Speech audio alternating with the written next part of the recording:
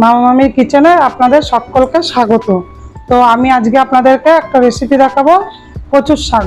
চিংড়ি মাছ দিয়ে কচুর শাক রান্না করব। এর আগেও কচুর শাক রান্না করা দেখিয়েছি মুগ ডাল দিয়ে। আজকে আমি চিংড়ি মাছ দিয়ে কচুর শাক করা দেখাবো। তো দেখে নিন আমি কিভাবে কচুর শাকগুলোকে কেটে নেব। এরকমভাবে কচুর শাকগুলো নিয়েছি। দেখুন, কচুর শাকগুলোকে নিয়ে আমি এইভাবে ছুলে নেব শাকগুলোকে।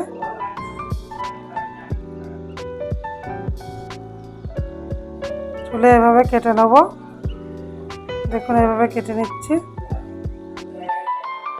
শাকগুলোকে ধুয়ে আমি গ্যাসটা জ্বেলে দিলাম। ধুয়ে এইভাবে একটা ফুটো গামলার সাহায্যে সব কচুগুলোকে ধুয়ে এভাবে দিয়ে দেবো। দিয়ে সামান্য একটু জল দিয়ে দেবো এর ভেতরে।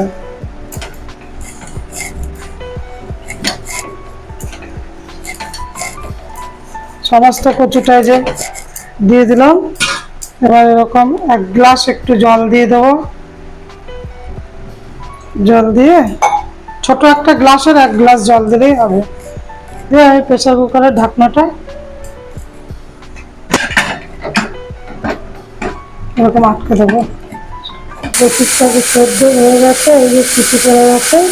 এবার কচুর শাকটা আমি নামিয়ে ফেলবো। 2টো সিটি দিয়ে নিয়েছি। এবার একটা ফুটো গামলার সাহায্যে আমি এইভাবে কচুর শাকটার জলটা ঝরিয়ে নেব। এবার আমি কড়াইটা বসিয়ে দিয়েছি। বসিয়ে দিয়ে গ্যাসটা জ্বালিয়ে দেবো। গরম হয়ে গেছে। এবার আমি একটু তেল দিয়ে দেবো কড়াইয়ের ভেতরে। আর এরকম কিছু চিংড়ি মাছ নিয়েছিলাম। চিংড়ি মাছ কটা আমি লবণ আর হলুদ মাখিয়ে রেখেছিলাম। এবার আমি চিংড়ি মাছটা ভেজে নেব।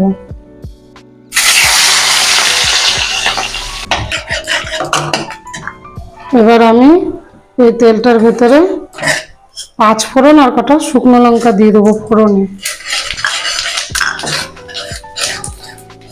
শুকনো লঙ্কা দিলে একটা সুন্দর একটা স্মেল আসবে ফোড়নের সঙ্গে সঙ্গে। এই জন্য আমি 5 ফোড়ন আর শুকনো লঙ্কা ফোড়ন দিয়েছি। ফোড়নটা হয়ে গেছে সুন্দর। এবার আমি এর মধ্যে চিড়ে রাখা কাঁচা লঙ্কা আর পেঁয়াজ কুচিটা দিয়ে দেবো। পেঁয়াজটা এরকম লাল লাল করে ভেজে নিয়েছি। দেখুন কত সুন্দর একটা বাদামি কালার এসছে। পেঁয়াজটা ভাজা হয়ে গেছে। এবার আমি কচুর শাকটা দিয়ে দেবো এর ভেতরে।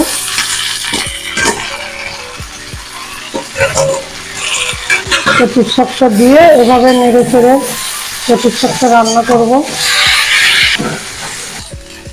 এবার আমি লবণ দিয়ে দেবো, হলুদ গুঁড়ো দিয়ে দিলাম, তো আদার পেস্ট দিয়ে দিলাম। দিয়ে এভাবে নেড়ে চেড়ে কচুর শাকটা রান্না করবো। দেখেছেন কচুর শাকটা কত সুন্দর গলে যাচ্ছে। শাকটা হয়ে এসছে। এবার আমি একটু এর মধ্যে একটু চিনি দিয়ে দিলাম। যে যেরকম মিষ্টি খাবে সেই পরিমাণ মতো করে দেবে। চিংড়ি মাছটাও দিয়ে দিলাম ঢেলে। দিয়ে এবার এরকম একটু নেড়ে চেড়ে মিশিয়ে নেব। আমার কচুর শাক রান্না করা রেডি। তো এভাবে এটা বানিয়ে ফেলবেন আপনারাও বাড়িতে। আর আমার চ্যানেলটি যদি ভালো লাগে তাহলে একটু লাইক শেয়ার কমেন্ট করার অনুরোধ রইল।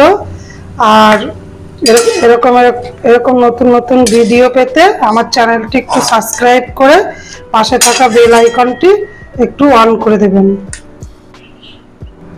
আর এটা দুপুরবেলা গরম ভাতের সঙ্গে সার্ভ করবেন, খুব সুন্দর লাগবে টেস্ট।